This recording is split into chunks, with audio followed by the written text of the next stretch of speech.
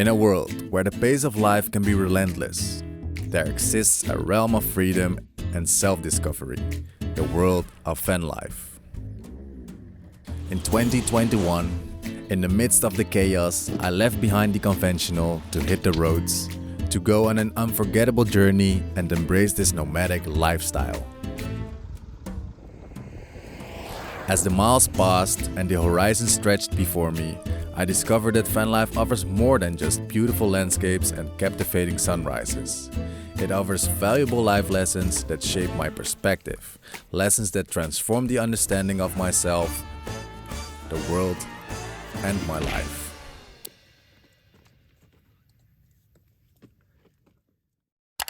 Good things take time. Value the small things in life. That is one of the first lessons that van life actually taught me.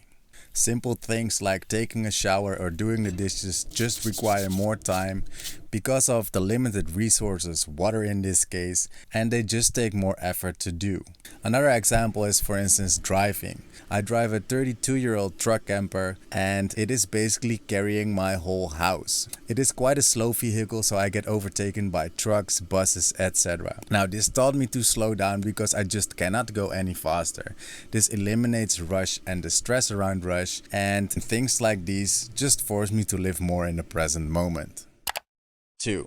Less is more. Make room for more of what matters. Now this life lesson is basically about minimalism, going back to the basics. Also, when living on the road, you've got limited resources like gas, water and electricity, so you really have to be thoughtful of what you use and when you use it. The limited space that we have in a motorhome basically forces you to only bring the essentials and of course the equipment of passion that you would love to bring, like for instance how I brought my snowboard gear and how I take my filming gear like drone, camera, etc. I simply ask myself, what do I really need, and if I don't use it, just get rid of it. So if I find something that has been in my truck for over, let's say, half a year or a year that I've never used, I'll just either get rid of it, throw it away, sell it, or do whatever, but I won't take it with me on my adventure. 3. You're capable of more than you think. Unique challenges require creative solutions. When you live on the road, you'll be forced to develop new skills. A few skills that I developed myself is cooking. Before van life, I didn't really like cooking, and when I started living the van life, I started to have more time to prepare my own food, so I developed a passion for cooking. Also, I became kind of a handyman. Before van life, I never worked with electricity before, so it's pretty fun to now figure out everything that I actually can do. I won't say I can fix everything, but when there's a certain problem, let's say my ceiling was leaking or the doorstep of my motorhome was rotten. It's all rotten, everything. I kind of figured out how to fix this myself instead of outsourcing it, which makes it a whole lot more affordable. Next to developing new skills, you're kind of forced to find creative solutions to problems that arise when living on the road. For instance, when receiving parcels, most times you need a fixed address, so how to deal with that? What about internet? I need internet to upload my videos. How to earn money on the road and how to deal with the relationship.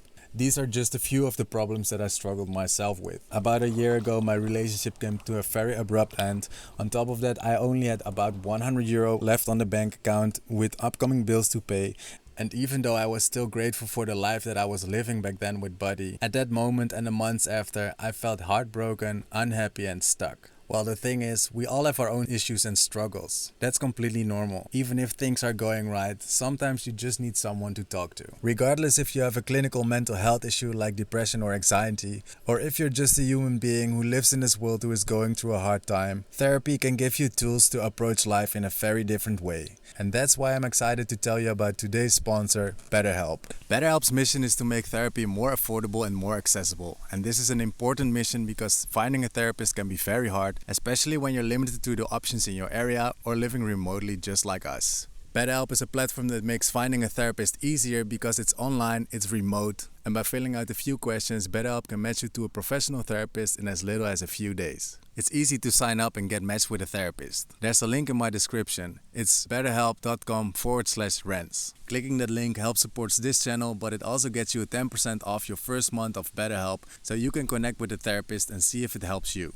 And because finding a therapist is a little like dating, if you don't really fit with a therapist, you can easily switch a therapist for free without stressing about insurance, who's in your network, or anything like that. It personally took me quite long before I felt happy and motivated again.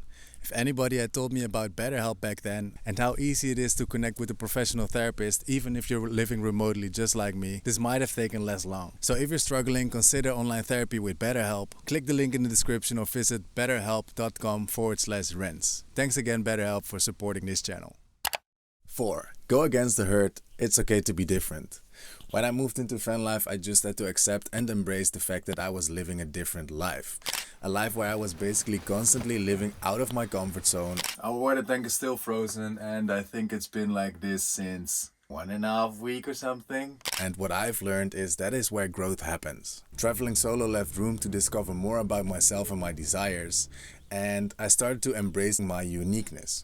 And the fact is, your uniqueness is what makes you stand out. The first step for me was to find out more about my passions and about the dreams and the goals that I have. And once I knew these, I just started trusting in my own path. You can fail at something that you don't love, so why not try to fail or succeed at something that you do love? This solo traveling also forced me to become more friends with myself, just to get along better with myself, because in fact you're the person that you're spending most time with in your life. And good friends take care of each other, so I started taking care of myself and started adapting a plant-based diet. Traveling solo sounds very alone, but while you're living van life, you'll meet lots of different like-minded people. And if you're lucky, you'll find someone crazy enough to share your adventures with.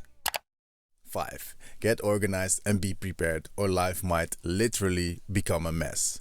Now, before I moved into van life, I was kind of an unorganized person. My room was always a mess, and when I started moving into van life taught me very early on that everything needs its own spot. Now, because I've got limited space in my motorhome, you gotta be very creative with where you put everything, because one of the rules that most van lifers learn the hard way is that you don't drive before tidying everything up, or indeed life might literally become a mess. We arrived at a new camp spot, but I forgot one little thing, and that was a glass bottle with dog food, which is everywhere right now. So basically you want to plan your trip ahead to avoid any unwanted surprises. This means tidying up, but also to know the direction that you want to go to.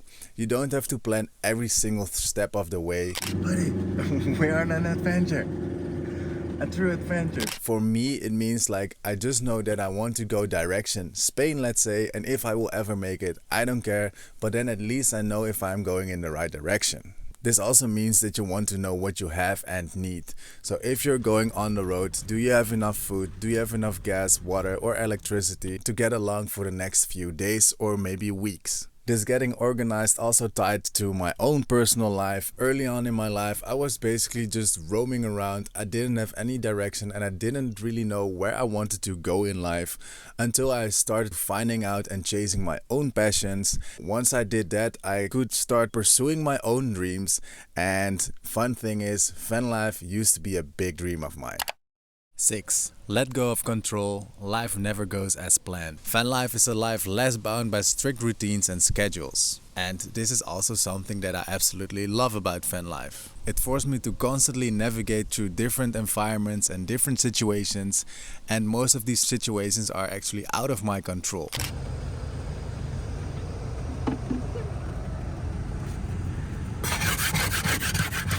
This basically taught me to be even more flexible, adapt, and embrace change. Let's take for instance the weather. If the weather is terrible, I'm gonna have to change plans and just go away, or I'm gonna embrace it and just enjoy these rainy days. Then there's of course certain things like mechanical problems, breakdowns, roadblocks, etc. One very important rule for me is that I always have to follow my gut feeling. So if I feel safe somewhere or if I feel happy somewhere, I just try to stay as long as I want, and if I don't feel safe or if something feels creepy, then just get away and move out to another spot. 7. Love your backyard and minimize your ecological footprint. Van life brought me way closer to nature, and that is because the most beautiful spots are surrounded by nature and away from the city, in my opinion. So peaceful out here, it's crazy. I enjoy this spot so much. Thanks to this closer connection to nature, I also got a higher sense of environmental consciousness. Nowadays, I'm way more conscious of what I consume, and that is because I have limited resources. So I know exactly how much gas I use, how much water I use, how much electricity we consume, and so on. And this also developed a greater appreciation for sustainable living, something that I would really love to learn more about. Also, as mentioned before, I started adapting a plant-based diet, which also reduces the ecological footprint drastically. Of course, I am aware of the fact that I am driving an old vehicle, which isn't the best for this environment. However, because we're slow traveling, we try to minimize the kilometers that we actually make. When we moved into van life, I knew that we would drastically change our lives, but what I didn't realize is how much this would actually change the perspective of ourselves and the world around us. And I'm so happy that I can share this with this little monster right here. If you can relate to any of these life lessons that we have learned, or if you have learned anything else from your van life adventure, then we would love to hear them in the comments. High five. Yeah. Thanks again, BetterHelp, for supporting this channel. See you in the next one. Ciao, ciao.